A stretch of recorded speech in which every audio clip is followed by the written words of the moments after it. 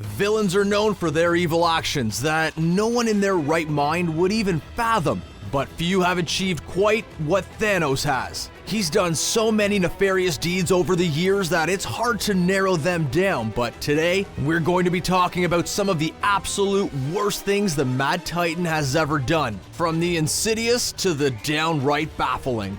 But before we go over all the terrible, awful, no good things Thanos has done in his life, make sure to punch that subscribe button and kick that bell to join our notification squad so you never miss any of our MCU videos.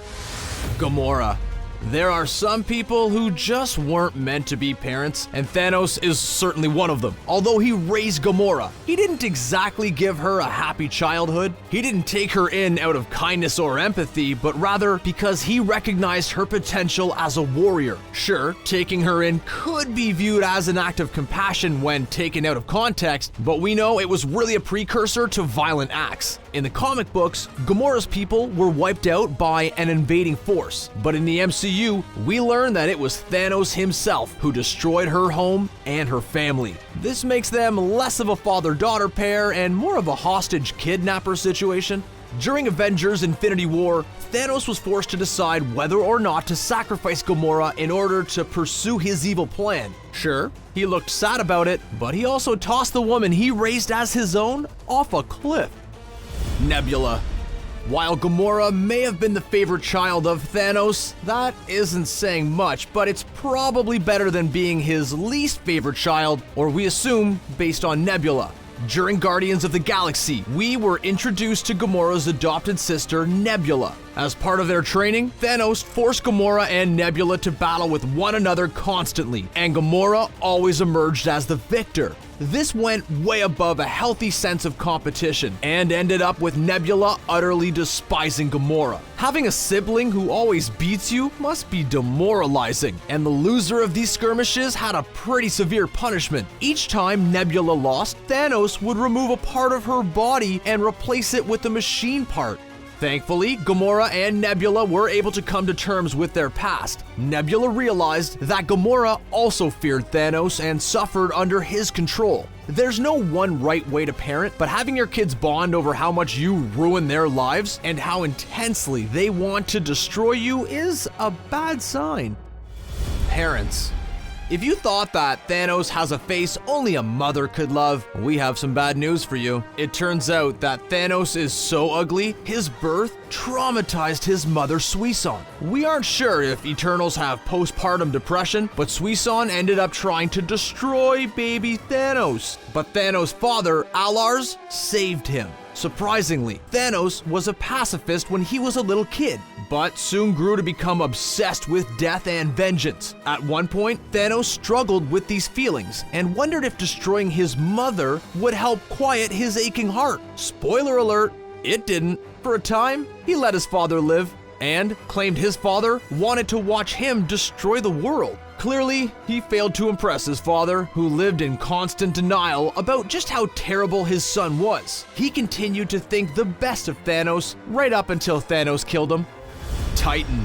It's probably not a surprise that Thanos doesn't have warm, fuzzy feelings when he thinks about his home planet. He was born on Saturn's moon, Titan, and surprisingly was a fairly smart and pleasant person to be around. But he became obsessed with death and would do anything to win her favor. This happened way before the events of Avengers Infinity War. But even back then, Thanos was trying to woo death. He decided she would love it if he raised an armada to completely destroy his home world of Titan. This managed to devastate the people there, but some still survived. So Thanos himself headed to Titan and finished them all off personally. Hey, love will make a guy do crazy things like stand around with a boombox or burn your home planet to the ground. While Thanos would go on to commit even more far-reaching acts of genocide, this one still stands out as particularly horrific.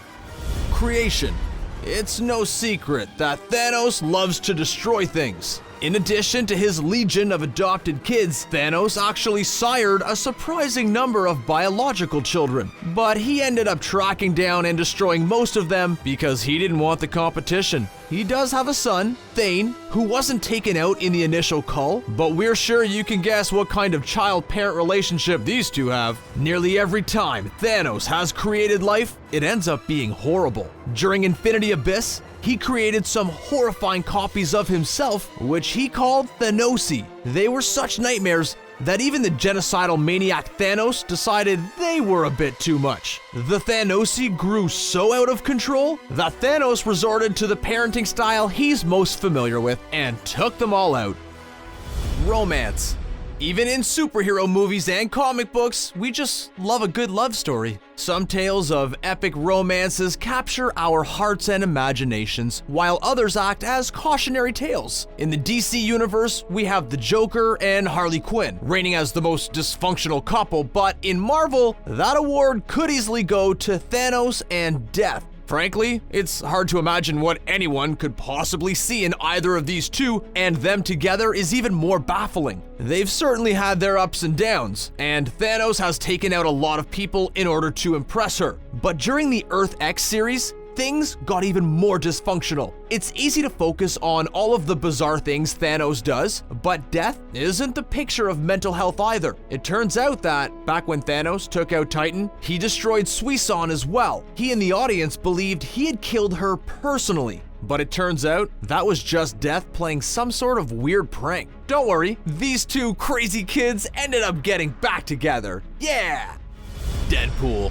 We all know that Wade Wilson was the victim of some pretty horrific and unethical experimentation. During this time, he lingered between life and death and ended up becoming rather fond of Lady Death herself. Perhaps even stranger than this is that Death ended up reciprocating his feelings. Once Thanos found out about his romantic rival, he was obviously pretty livid. His normal reaction would be to crush the person standing in his way, but that wouldn't work in this scenario. Killing Deadpool would just end up sending him straight into the arms of his beloved. So Thanos did the opposite of what was expected of him during Deadpool versus Thanos. He decided to curse Deadpool with immortality, meaning that he and Death could never truly be together. To make this situation even more baffling, Death ended up choosing Thanos after all. It's not exactly a fairy tale ending, but it's the best we're going to get when it comes to these two. Wakanda.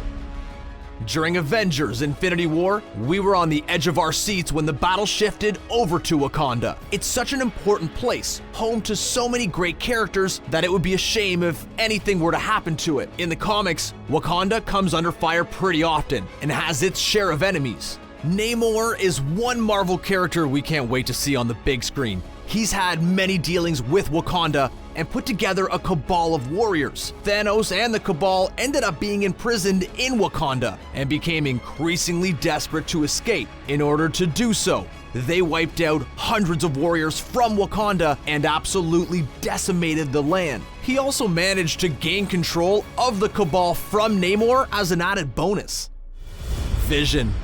It's no secret that things didn't exactly go well for our heroes during Avengers Infinity War. In the very beginning, we said goodbye to Loki, and even Thor was convinced it was for real this time. After disposing of Loki, we then got to see Thanos take out his own daughter, Gamora. Then, we have the events which happened to poor Vision.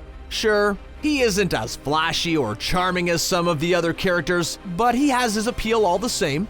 During Infinity War, the Mind Stone was stuck appropriately inside of his head, and he was desperate for it to not fall into Thanos' hands. We had to watch him convince his beloved Wanda to destroy the stone and ultimately, him as well. After the stone and Vision were destroyed, Thanos simply hit the rewind button, grabbed the Mind Stone, and took out Vision again. Infinity War. After collecting all of the Infinity Stones and placing them in the Infinity Gauntlet, it was time for Thanos' plan to come to fruition. In the comic books, Thanos went through all of this just to impress Death. In the movie, we were given a bit of a different justification. Many planets were dealing with overpopulation and limited resources, so Thanos decided it would be a kindness to reduce the amount of people. It was an act so terrible, we all just collectively ignored the question. How could Thanos manage to snap his fingers while wearing that thing? And another question is, how do you follow up something like that? Well, in the comics, Thanos decides to live a simple life on a farm. No, really. He even uses his old costume as a scarecrow to protect his crops. As far as the MCU is concerned, we can't say what's next for Thanos, but we have to say this Mad Titan is likely too far gone for any sort of redemption. Most of the things Thanos has done are unforgivable. We know there's no shortage of things to pick from, but what do you think is the worst thing Thanos has ever done? Tell us what you think in the comments section, and then click on the subscribe button for more MCU content from CBR. Thanks for watching.